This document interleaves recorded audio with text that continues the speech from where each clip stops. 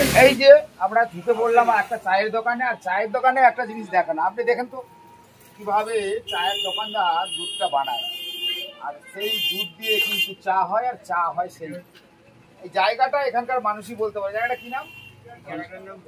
বটতলা, গণেশনগর। আমরা এই গণেশনগরের এই যে চায়ের দোকানদার, উনি কিন্তু আমাদের একটা ভালো করে চাটা খাওয়াবে। খাওয়ার পরে আমরা কিন্তু আজকে যাব চাষিদের কাছে, যে চাষিরা এই যে বৃষ্টি, অতিরিক্ত বৃষ্টিতে যেখানে দেখা গেছে সবজি প্রচুর ফলতো, সেই সবজি এখন তারা মার্কেটে আনতে পারছে কিনা, সেই ছবির জন্য আমরা বেরোবো গ্রামে, যেখানে বিশেষ করে নামখানার এরিয়াতে প্রচুর সবজি চাষ হয়।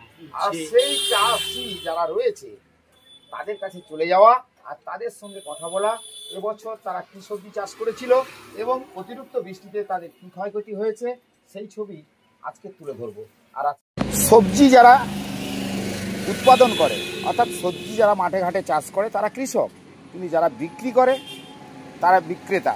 কিন্তু সবজি এই মুহূর্তে বিশেষ করে দক্ষিণ 24 পরগনার নামখানার বিভিন্ন জায়গায় দেখবেন প্রচুর পরিমাণে চাষ হয়, আর এই চাষের উপরে নির্ভরশীল কিন্তু এই নামখানা এলাকা। কিন্তু সেখানে দেখা গেছে সবজি মার্কেটে কতটা এসেছে, বা এই যে বৃষ্টি, অতিবৃষ্টি এবারে কি কমে গেছে। তবে যিনি বিক্রেতা রয়েছে তার কাছেই দেখতে পাচ্ছি কয়েকটা ঝিঙ্গে, এটা কিন্তু এখানকারই সবজি চাষ। আর এগুলো সম্ভবত শশাটা এখানে, আর অন্যান্য যেগুলো হয় আপনাকে দেখেই চিচিঙ্গাটা, এটা সম্ভবত এখানে, অর্থাৎ এগুলো কিন্তু চাষ এখানেই হয়।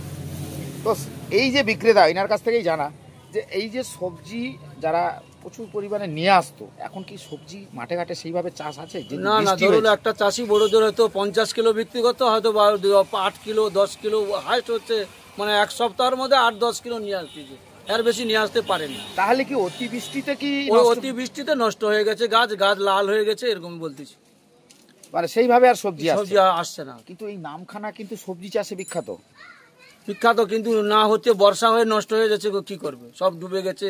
অল্প অল্প এই ঝিঙ্গে টিঙ্গে এইগুলো অল্প অল্প মানে ধরুন উনি হয়তো 10 কাঠা জায়গা চাষ করেছে, 10 কিলো হতে উঠে। এখন কি সবজি বেশিরভাগ পাওয়া যাচ্ছে? বেশিরভাগ পাওয়া যাচ্ছে মোটামুটি ঝিঙাটা পাওয়া যাচ্ছে, আর এই করলাটা পাওয়া যাচ্ছে, আর এই চিচিঙ্গাটা পাওয়া যাচ্ছে, এছাড়া তেমন তেমন কিছু না। ভেন্ডি তো একদমই পাওয়া যাচ্ছে না, বেগুন তো একদমই পাওয়া যাচ্ছে না। অতিবৃষ্টির জন্য এই পরিস্থিতি। হ্যাঁ। কি নাম আপনার? আমার নাম লক্ষ্মীকান্ত সামন্ত। এইসব এলাকায় সবজি প্রচুর চাষ হয় এবং এই সবজি কিন্তু বিভিন্ন জায়গায় পাড়ি দেয়।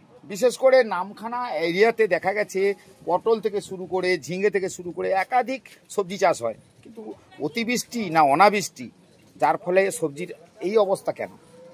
বৃষ্টিতে চাষের পর চাষ আমরা সব ক্ষয়ক্ষতি হয়ে গেছে, বর্ষাতে সব ডুবে গেছে। আমরা চাষবাস সারা বছরই চাষ করি, বিভিন্ন ধরনের সবজি চাষ করি। চাষ করতে গিয়ে আমাদের এখন সমস্ত জায়গায় সব ডুবে গেছে। এখন আমরা কি করব? সব নিকাশি ব্যবস্থা নেই এলাকায়, জল নিকাশির ব্যবস্থা খুবই খারাপ। আমরা অনুপস্থিত অবস্থায় এখন চাষবাস। গ্রাম পঞ্চায়েতে যারা দায়িত্ব রয়েছে তাদেরকে বলেন, যারা দায়িত্ব রয়েছে তারা কাজ করছে না, দেখে চলে যাচ্ছে। সরকারি কোনো আমাদের সেরকম সুবিধা নেই, যার জন্য আমাদের চাষবাসের পক্ষে খুবই অসুবিধা হচ্ছে। তাহলে কি জলে ডুবে বছর সবজি নষ্ট? সমস্ত সবজি নষ্ট হয়ে গেছে। আমাদের খুবই কপাল খারাপ। কি হবে এখন? সরকারের কাছে আমরা দায়বদ্ধতা যে আমরা কি করে খাবো, আমাদের চাষবাস সব ভেসে গেছে। এখানে যারা বেশিরভাগই তো কৃষক, সমস্ত কৃষক, আমরা চাষবাসের উপর আমাদের নির্ভরশীল। কি নাম আপনার? আমার নাম শম্ভু পাত্র। আমরা কথা দিয়েছিলাম যে আজকের যাব কৃষকরা কিভাবে চাষবাস করছে, বা অতিবৃষ্টি, আবার কোথাও অনাবৃষ্টি, কোথাও উঁচু জায়গা কোথাও নিচু জায়গা। তবে এই জায়গাতে কৃষকরা এই মুহূর্তে তাদের যে আমন ধানের তলা সেটাকে রক্ষা করার জন্য অর্থাৎ তারা কিন্তু জল ছিঁড়ে ফেলছে, আর সেই ছবিটা আপনাদের দেখাচ্ছি। আমি যাব কাছাকাছি গিয়ে। আর এই দিকে বিশেষ করে নামখানায় যে সমস্ত এলাকা রয়েছে সেখানে কিন্তু প্রচুর পরিমাণে সবজি চাষ করা হয়, কিন্তু সেই সবজি দেখতেই পাচ্ছেন দূর থেকে আমি দেখাচ্ছি। ওই যে একটা বাগান রয়েছে, বাগানটা দেখে বুঝতে পারছেন, এই বাগানটা রয়েছে, এখানে কিন্তু সবজি চাষ হয়। তবে এইগুলোতে প্রচুর সবজি চাষ হয়। তবে এখানে একটু আগে আমি দেখালাম যে এই মাঠে জল জমা হওয়ার ফলে এই যে আমন ধানের চাষ, এই চাষি রয়েছে তাদের সঙ্গে একটু কথা বলা, কারণ এই চাষ যেভাবে হচ্ছিল, অর্থাৎ মাঠে কিন্তু সমস্ত নাঙল হয়ে গেছে, চাষ হবে, তার মানে জল বেশি থাকার ফলে এই মেশিন দিয়েই জলটা বার করে দেওয়া হচ্ছে যাতে এই চাষটা করা যায়। সেই ক্ষেত্রে যিনি রয়েছেন ওনার সঙ্গে কথা বলা হবে। আর এই মাঠ চাষবাসের জায়গা, এখানে প্রচুর সবজি হয়, কিন্তু এই মুহূর্তে সবজির কি অবস্থা রয়েছে একজন আমাদের দাদা রয়েছে, কথা বলবো, চলুন ওনার সঙ্গে কথা বলি। জল বলতে এই যে আমন ধানের তলা ফেলা হয়েছিল, সেই তলাতে এই মেশিন দিয়ে জল এখন ছিঁচা হচ্ছিল, দেখলাম। তাই মানে তলা এবছর কেমন হয়েছে? এবছর বীজ ধানের তোলা তো একেবারেই করতে পারিনি।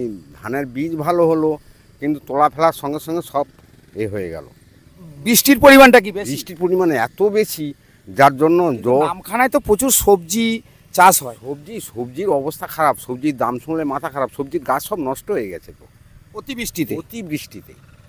এই হচ্ছে ব্যাপার, বিষয়টা এই জায়গায়। সবজির দাম এমনিতেই বাড়া, এমনিতে প্রচুর। এখন 60 টাকার নিচে কোনো সবজি নেই। নামখানার সবজি তো বিভিন্ন জায়গায় পাড়ি দেয়, কিন্তু এই অবস্থায় না তৈরি করতে পারলে কি হবে? উপায়টা কি হবে? নিজেরাই খেতে পাচ্ছি না, এখন নিজেরা চাষ করেও নিজেরাই পাচ্ছি না, গাছ সব নষ্ট হয়ে গেছে তো। এখানে বেশিরভাগ ঝিঙা উচ্ছে বেগুন সব রকমই হয়। তো এইভাবে বর্ষা হলে নষ্ট হয়ে গেলে কিছু তো করার নেই আমাদের। প্রাকৃতিকের উপরে কি করার আছে? কিচ্ছু করার নেই। তো এই আমন ধানের চাষ তো এবার হবে।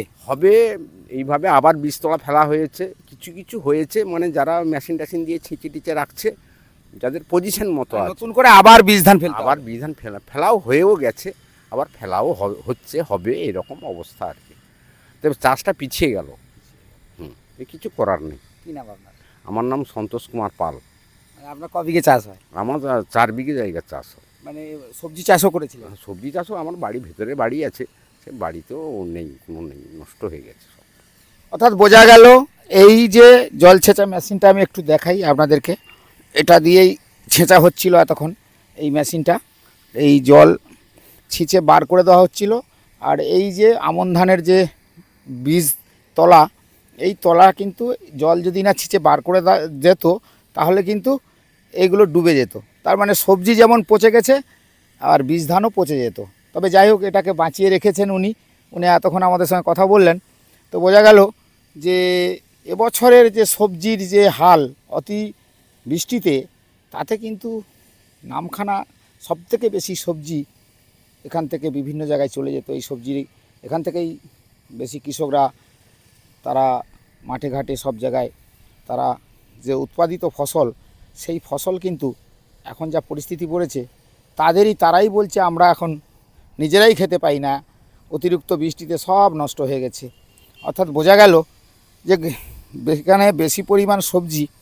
তবে আমার মনে হয় এটা এক কথায় যে নিকাশি ব্যবস্থা মনে হয় এই জায়গায় মনে হয় ঠিকঠাক নেই, না হলে এই রকম বৃষ্টিতে এতটা ক্ষয়ক্ষতি ভাবা যায় না।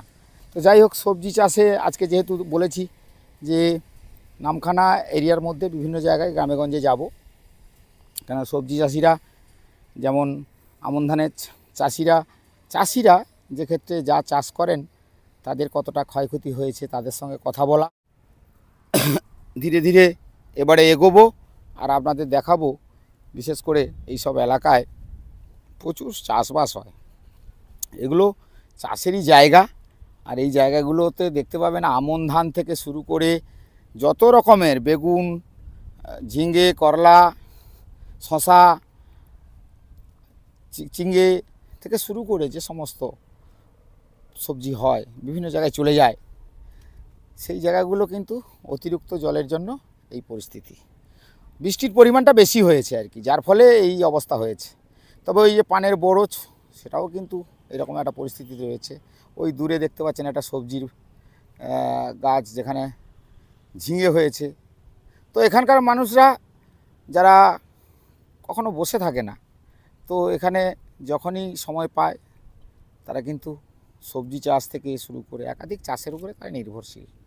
গ্রামেগঞ্জের মানুষরা বেশিরভাগই চাষের উপর নির্ভরশীল। তবে কিন্তু অতিবৃষ্টি, আবার কোথাও জল বেশি হয়ে যাওয়ার ফলে সবজিতে যেমন ব্যাপক ক্ষতি হয়েছে, তার পাশাপাশি আমন ধানের আমি ছবিটা দেখালাম যে ছিঁচে জল বার করে দিতে হচ্ছে। যদি না করে দেয় তাহলে আবার যদি কোনো সময় বৃষ্টি হয় তাহলে কিন্তু বীজ ধান থাকবে না, আবার নতুন করে বীজ ধান ফেলতে হচ্ছে। অর্থাৎ চাষের কাজ যেমন পিছিয়ে যাচ্ছে, তার পাশাপাশি সবজি চাষেরও এবছর সম্ভবত এই সিজনেই খুবই সমস্যায় পড়তে হবে। অর্থাৎ এখান থেকে যদি সবজি উৎপন্ন হয়ে যদি বিভিন্ন জায়গায় না যায় তাহলে অনেকটা ঘাটতি হয়তো। নামখানা এলাকার বিভিন্ন জায়গায় যেমন আমরা চলে যাচ্ছি, তবে আজকের নামখানা এলাকার আর কয়েকটা চিত্র আপনাদেরকে তুলে ধরবো, যে বিশেষ করে সবজি চাষ নামখানার যে বিভিন্ন জায়গায় হয়ে থাকে, তবে নামখানার দারিকনগর এলাকায় সবজিও ভালো হয়ে থাকে।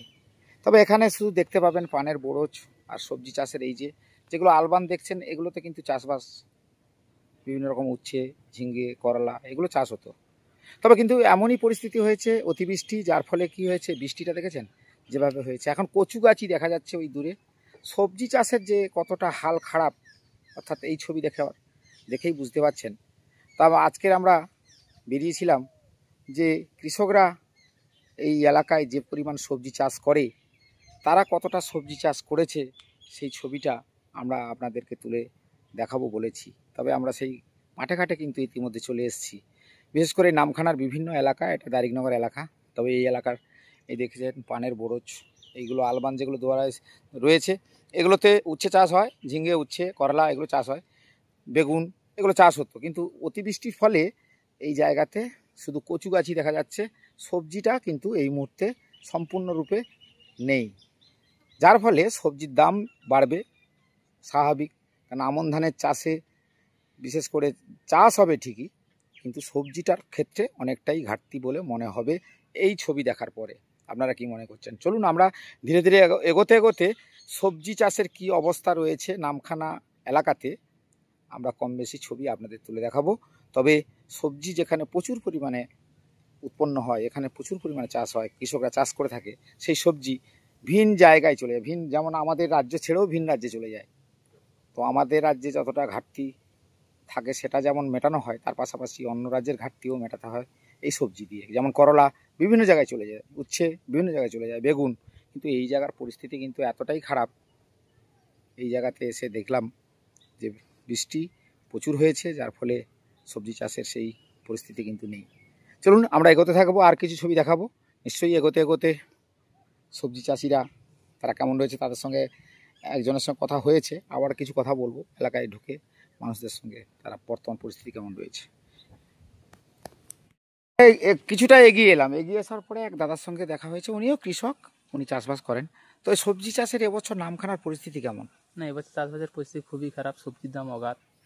তার সবজি কি অতি ভারী বৃষ্টির জন্য? ভারী বৃষ্টির জন্যই আজকে এই প্রভাব পড়েছে প্রতিটা কৃষকের উপরে। আমরাও চাষবাস কোনো কিছু করতে পারছি না, বাইরে থেকে কিনে খেতে হচ্ছে, অগাধ সবজির দাম। কেন এখান থেকে সবজি বিভিন্ন জায়গায় চলে যায়, এবারে বাইরে থেকে কিছু সবজি আসে। তো আমাদের এখানে প্রায় সবাই কৃষক, ন্যূনতম দু একজন ওই চাকরিজীবী আছে, নচেত সবাই এই চাষবাসের উপরে ভিত্তি করে বেঁচে থাকে। তা আমাদের কাছে কোনো রকম সবজি হয় না, আমাদের নয়, পাশাপাশি সবারই। মানে নামখানা এরিয়াতে দেখলাম প্রায় ঘুরে ঘুরে, সেখানে কিন্তু প্রচুর বৃষ্টি হয়েছে। হ্যাঁ, প্রচুর বৃষ্টি, প্রচুর পর্যাপ্ত পরিমাণে বৃষ্টি। নিকাশি ব্যবস্থা কেমন? জল নিকাশি ব্যবস্থা খুব একটা ভালো নয়। আমাদের এই যে চাষ জমিনের যে বীজ ধান দেওয়া হয়েছে সেগুলো সবার নষ্ট প্রায় হয়ে গেছে, তা আবার পুনরায় ফেকানো হয়েছে। তা চাষবাস করতেও লেট হবে অনেক।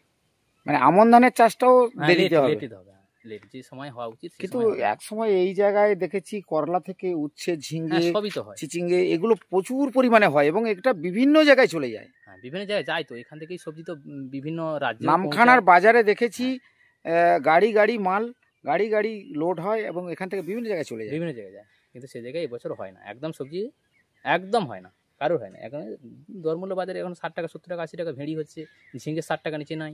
যে কোনো সবজি, ঝিঙ্গে, করলা বলুন, মানে আপনারা যদি এই যে এই ছবিটা আরেকবার দেখাই, এতক্ষণ কথা হয়েছিল শিবনগর আবাদের কৃষক সত্যব্রতদার সঙ্গে কথা বলে জানলাম যে দাদা এবছর আমন ধান দুবার করে বীজ ধান ফেলেছে, তাতে কিছু হয়নি। তারপরে দাদার একটা নিজস্ব এই পোলট্রি ফার্ম করে কোনো রকমের সংসার চালানোর জন্য, আপাতত সংসারকে চালাতে হবে। কারণ কৃষক বাড়ির ছেলেদের সমস্যা কোথায় জানেন? যতক্ষণ তারা মাঠে ঘাটে যে সমস্ত ফসল ফলায়, তারা কিন্তু তাদের সঠিক মূল্য কিন্তু আজও পায় না, যার ফলে তারা শুধু আপনাদের জন্য। পান চাষটাও একদম শেষ হয়ে গেছে। পান চাষ, আমিও পান চাষি আছি, আমারও পান বরজ আছে। পান বরজের ন্যূনতম পানের দাম 150-200 টাকা, যেখানে একটা মজুরির দাম হচ্ছে 350-400 টাকা। সেখানে একটা পানের দাম 150 থেকে 200 টাকা, তাহলে আমরা চালাবো কীভাবে? একদম পানের বাজারও নেই, সে একদম নষ্ট। সেটা কিন্তু আপনাদের করতে হবে, কারণ নিকাশি ব্যবস্থা না থাকলে এই যে চাষিরা যারা বলছেন তাদের একটাই সমস্যা, নিকাশি ব্যবস্থা আছে কিন্তু পরিষ্কার পরিচ্ছন্ন নাই, জল আটকে যায়। তার ফলে কি হয়, অতিবৃষ্টিতে যে জলটা জমায়েত হয় সেই জলটা বেরোতে পারে না, এই সমস্যাগুলো দেখা দেয়। তবে যাই হোক, এই গ্রামটা ঘুরিয়ে আপনাদের দেখালাম। এখানে গ্রামের মানুষগুলো একদম নিরাপদে নিশ্চিন্তে থাকে ঠিকই, কিন্তু তাদের দুশ্চিন্তা কখন তাদের চাষ হবে এই আশায়, বুক ভরা আশা নিয়ে বসে থাকে কৃষকরা। চলুন আবার কোথাও গিয়ে দেখাবো এইরকমই কৃষকরা তারা কি করছে, তাদের সঙ্গে কথা হবে। বলছি এই তো অতিবৃষ্টি হয়েছে, আমার ঝিঙ্গা, চিচিঙ্গা, বরবটি, কচু সমস্ত রয়েছে, কিন্তু গাছগুলো আনুপাতিক হারে বর্ষা অতিরিক্ত হওয়ার জন্য না কি জানি বলছে গাছ হয়েছে, ফল ফুল ভালো নেই। কিন্তু নামখানার এখান থেকে বিভিন্ন জায়গায় এই সবজি কিন্তু পাড়ি দেয়। এবছর এইসব এলাকায় আগুন দাম, কারণ লোকাল প্রোডাকশন নেই, যার কারণে এখন আমাদের এখানে বরবটি 70, আপনার ঢেঁড়স 70-80 টাকা এই লোকালে, বাইরে থেকে মাল আসছে। আমাদের গাছ বিভিন্ন রকম গাছ থাকে, আমাদের অল্প লোক খেয়ে। তাহলে কি অতিবৃষ্টির কারণে এটা আমাদের ধারণা, এবারে বৈজ্ঞানিক সম্মত কারণ কি ব্যাপার বুঝে উঠতে পারছি না। মনে হচ্ছে একটানা বর্ষা তো যা ধরেছে চলছে, গাছ ভালো হয়েছে, গাছ আপনি ঢুকলে দেখতে পাবেন গাছের যে উঁচু জায়গাতে গাছ ভালো হয়েছে, যে নিচু জায়গা সেগুলোতে গাছ নেই, সে তো জল জমে গেলে তো নষ্ট হয়ে যাবে, তো বরাবরের প্রথা। একটানা ওগুলো পচে গেছে, গড়ায় যেগুলো জল তেমনটা হয় না, সেই জল নিষ্কাশন করা হয়েছে, কারণ বীজ তোলা করতে গিয়ে জলকে বেঁধে রাখা হয় না, 40 গেট আছে, চলে গেছে ক্লিয়ার। কিন্তু একটানা বর্ষা, এই আজ মনে হয় এই 2 দিন, কাল একটু রোদ হয়েছিল, আজকের আবার তাই কি হয় রাতে। কি নাম আপনার? আমার নাম ভবিষ্যৎ দাস। অর্থাৎ এই যে দেখেছেন গ্রামের চাষিরা তারা অতি, তো এই গ্রামে অর্থাৎ এটা শিবনগর আবাদ এলাকায় ঢুকে পড়লাম। আর ঢুকে পড়ার পরেই আমার এক কাকার সঙ্গে কথা হলো যে চাষ যেভাবে করা হয়েছে তাতে করে উঁচু জায়গাতে যে ফসল ফলার কথা সেই ফসল সেইভাবে ফলেনি। আর আমার কাকিমা 3টে ছাগল নিয়ে অটোমেটিক বসে রয়েছে, কারণ কাকিমা এই দুপুরবেলায় মনে হয় খাওয়া দাওয়া করে একটা পরিচর্যা করছে, এই যাতে করে এখানকার কিন্তু গ্রামের মানুষদের এই যে জীবন জীবিকা, 2টো ছাগল, 2টো গরু আর একটু চাষবাস আর একটু করে কোনো রকমে জীবন কাটানো, সেই বিলাসবহুল জীবন কিন্তু এই গ্রামের মানুষের নেই। তাদের রয়েছে কোনো রকমে বাঁচার জন্য যতটুকু লড়াই করা, সেইভাবেই তারা লড়াই করে। তবে প্রাকৃতিক দুর্যোগ আষ্টে পৃষ্ঠে আটকে দেয় এই গ্রামের মানুষদের চাষবাস থেকে বসত বাড়ি, এগুলোকে মাঝে মাঝে তছনছ করে দেয়, আবার তারা নতুন করে গড়ে তোলে। তবে আমরা যখন গ্রামে পৌঁছে যাই, তাদের মনের কথা যখন জানতে পারি, তারা ঠিক সেইভাবেই বলে। তবে আমরা আজকে যে জায়গায় পৌঁছেছিলাম সেখানে দেখিয়েছিলাম। তবে দেখো, বসত বাড়ি যে এখানে খুব একটা কম আছে তা নয়, তবে গ্রামে কিন্তু একটু দূরে দূরে বাড়ি থাকে, আর সেই বাড়ির ছবিগুলোও কিন্তু আপনাদের দেখাবো। তার পাশাপাশি আর একটা জিনিস দেখাই আপনাদের, এটা দেখা উচিত, কারণ রাস্তাঘাট হয়েছে, কিন্তু রাস্তাঘাটের যে পরিস্থিতি এটাও কিন্তু সরকার যেহেতু রাস্তা করেছে, একদিন এনারাই কিন্তু মাটি রাস্তায় কাদা রাস্তায় হাঁটতেন, তবে আশা করেছিলেন যে একটু পাকা রাস্তায় ভালো করে হাঁটবো, কিন্তু রাস্তাটা মনে হয় একটু ভেঙে চুরে গেছে। তবে এই জায়গাতে যে সমস্যা সেটা হয়তো এই সরকার যেহেতু দায়িত্ব নিয়েছে, ইলেকট্রিসিটি এসে গেছে, এখানে পানীয় জল এসে গেছে, সব ব্যবস্থাই রয়েছে। তবে এই যে আবার বলছে জল আসেনি, কিন্তু বিভিন্ন জায়গায় এসেছে, গেছি আমরা দেখিয়েছি, তবে এই জায়গায় এখনো পর্যন্ত জলটা আসেনি। যাই হোক, এই সবজি চাষটা আর একটু দেখিয়ে দিই আপনাদেরকে। কাকাবাবুর সঙ্গে এতক্ষণ কথা হলো, কাকিমা নির্বিধায় এই ছাগলটা নিয়ে, দেখতেই পাচ্ছেন আমি বলছি, কারণ এই ছাগল আর এখানে 2টো গরু আর কোনো রকমের 2টো মুরগি, এটাই হচ্ছে গ্রামের মানুষের জীবন। কারণ এনারা গ্রামে যখন বাস করেন তখন তারা জানেন যে কম বেশি করে হলেও বাড়ির জন্য কিছু করবে, অর্থাৎ বাড়ির জন্য বেঁচে থাকার জন্য যেটুকু দরকার হয় তিনারা কিন্তু সেইভাবেই ব্যবস্থা করেন। তবে খুব একটা যে পাকা বাড়ি তা না, ওই দেখুন টালির বাড়ি আজও রয়েছে। এই টালির বাড়িগুলো এখনও গ্রামে গেলে দেখতে পাওয়া যায়। আমরা ধীরে ধীরে একটু টালির বাড়ির দিকে যাব, আর কাকাবাবুর সঙ্গে যেতে যেতে আর আপনাদের সঙ্গে গল্প করতে করতে একটু টালির বাড়ি দেখাবো। কারণ আমরা যখন গ্রামে যাই তখন কিন্তু গ্রামের মানুষদের কিছু অর্থাৎ গ্রামে যে সমস্ত যারা বসবাস করে থাকে তাদের বাড়িতে গিয়ে তাদের কিছু ছবি আমরা তুলে ধরি, কারণ গ্রামের মানুষরা কেমন জীবনযাপন করে আপনারাও দেখতে চান। তবে হ্যাঁ, খুব স্বাভাবিক জীবনযাপন, কিন্তু তাদের প্রথম কাজ হলো বাড়িতে যেমন চাষবাস, সেই চাষবাসের ছবিটা দেখাই। কচু গাছ দেখছেন, এই কচু গাছ। আর কাকাবাবুর এই বাড়িটা দেখেছেন, টালির বাড়ি, এখনো পর্যন্ত সেই মাটির দেওয়াল রয়েছে, এখনো সেইভাবে গড়ে উঠতে রকম করে আপাতত বাঁচা এইটুকুই। বাঁচার জন্য আর মাথার ঠাঁই গোজার জন্য এইটুকু বসত বাড়ি, যে বসত বাড়িটাকে আপনাদের দেখাচ্ছেন এইভাবে মাটি, আর তার কাছে কিছুটাই একটু পাকা ইটের একটু দেওয়াল গাঁথা। কিন্তু এই জায়গাতে এসে দেখলাম চাষবাস উঁচু জায়গা বলে চাষবাস মোটামুটি হয়েছে। তবে এই যে গ্রামীণ রান্নাঘরটা দেখাই, এই হচ্ছে রান্নাঘর। আগেকার দিনের মানুষরা যারা রান্নাবান্না করতেন তাদের কিন্তু একটা মাটির উনুন থাকতো, পাশে ঘরের যে কাঠকুটো এগুলো নিয়ে কিন্তু তারা জ্বালন দিত, আর এইভাবে রান্না তারা করে আসছে, এখনও তারা সেইভাবে রান্না করে। তবে তাদের এই যে বাড়িটা দেখছেন, এই যে কাকাবাবু তো আমার সঙ্গে কথা বলতে ব্যস্ত থাকেন, তবে কাকাবাবুকে দেখালাম এই কারণে, কাকাবাবু কিন্তু নিঃসন্দেহে পরিশ্রমী, সেটা কিন্তু দেখে বুঝলেন।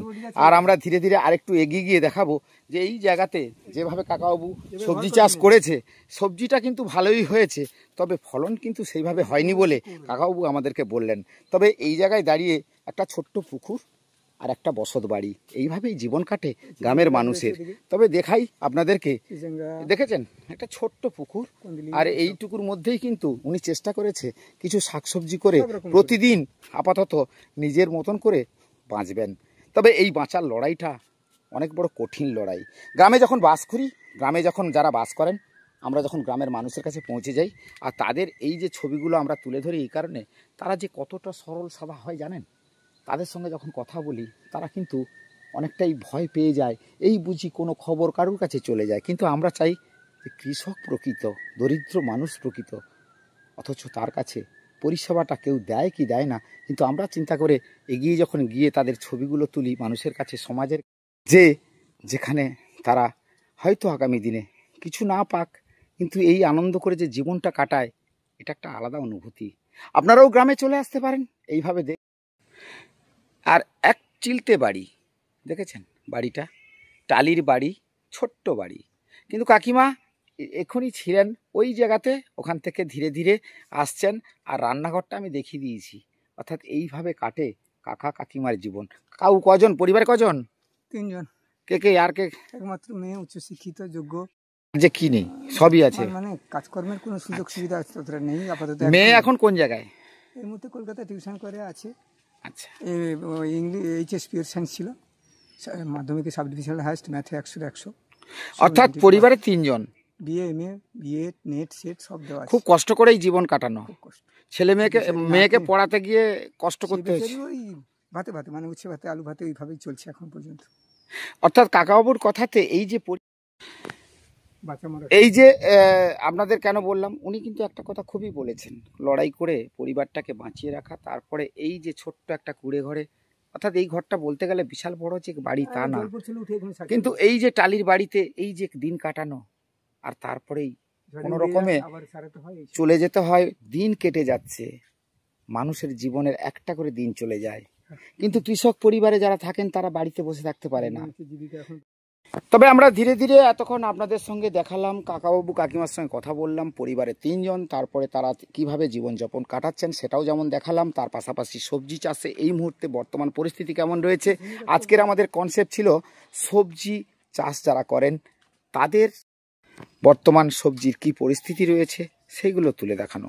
তবে ঝিঙে 2-1টা চাই হয়েছে, সেটা একটু দেখাই। এই সবে মাত্র ঝিঙে হয়েছে, দেখেছেন এই ঝিঙে হয়েছে, এইগুলো একটু তুলে দেখাচ্ছি। আর কাকাবাবুর জীবনটা কীভাবে কাটছে সেটাও আপনাদেরকে বললাম। এই হচ্ছে পেপার দেওয়া থাকে, কারণ পাখিরা খুব যন্ত্রণা দেয়, এই ছোট ঝিঙেগুলোকে খেয়ে ফেলে, যার ফলে এই ঝিঙেগুলোকে চিকচিকে দিয়ে রাখা হয়, তার ফলে ওরা পাখিরা খেতে পারে না। এই হচ্ছে বাড়ি, দেখেছেন গ্রামীণ বাড়িতে আপনি যখন পৌঁছে যাবেন। হ্যাঁ, কল এসেছে, জল নেই, দেখতেই পাচ্ছেন। হ্যাঁ, এই কলটা কিন্তু এখানে এসেছে, কিন্তু সরকারিভাবে কল পৌঁছে গেছে, জল পায় না বলে এমনই কাকাবাবু বললেন। আর সেই ছবিটা আপনাদের দেখালাম। তবে যাই হোক না কেন, এই জায়গায় যখন আমরা পৌঁছে যাই, তাদের যেমন সুখে দুঃখে তাদের সঙ্গে কথা বলা, তাদের সঙ্গে গল্প করা, তার পাশাপাশি তাদের জীবন কেমনভাবে কাটছে, অর্থাৎ তারা যে সত্যি কৃষিকাজের উপরে নির্ভর করে এখনও বেঁচে রয়েছে, সেই ছবিগুলো আমরা আপনাদের কাছে তুলে ধরলাম। চলুন আমরা ধীরে ধীরে আবার কিছু দেখাবো আপনাদেরকে। এগোতে এগোতে আপনাদের বেশ কিছু কৃষকদের সঙ্গে কথা হবে যারা চাষের উপরে নির্ভর করে বেঁচে আছে আজও। এগিয়ে এলাম, এগিয়ে আসার পরে দেখি সুন্দর কলার বাগান হয়েছে। কলাগুলি কি জাতের সেটা জানি না, তবে এই কলার বাগান ভালো হয়েছে, সেটার ছবি যেমন দেখাচ্ছি। তার পাশাপাশি এই দেখবেন আখের চাষ হয়েছে। অর্থাৎ নামখানার এই সমস্ত জায়গাগুলি এত উর্বর, যেখানে বিভিন্ন রকমের ফসল কিন্তু হয়ে থাকে। তবে এই জায়গাতে আপনাদের দেখাচ্ছি যে কলার চাষ যেভাবে করা হয়েছে, তার পাশাপাশি আখের চাষ, অর্থাৎ চাষযোগ্য জায়গা। এখানে দেখুন একটা পেঁপে গাছ যেখানে সেখানে পড়েই হয়েছে। অর্থাৎ এই জায়গায় যেভাবে বীজ পড়ে আর সেই বীজে কিন্তু গাছ দেখা দেয়। যেমন আখ চাষ করা হয়েছে, কলা চাষ করা হয়েছে, কিন্তু এই পেঁপের হয়তো দানা পড়েছে, গাছ হয়ে গেছে।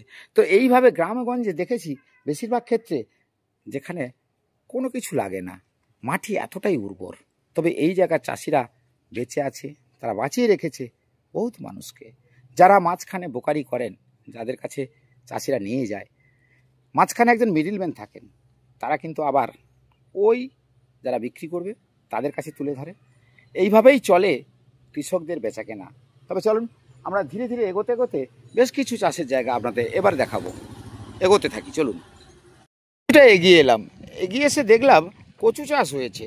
কচু কিন্তু আলবাঁধের উপরে বেশ ভালোই চাষ করা হয়েছে। তবে এই জায়গাতে ওলও চাষ দেখতে পাচ্ছি।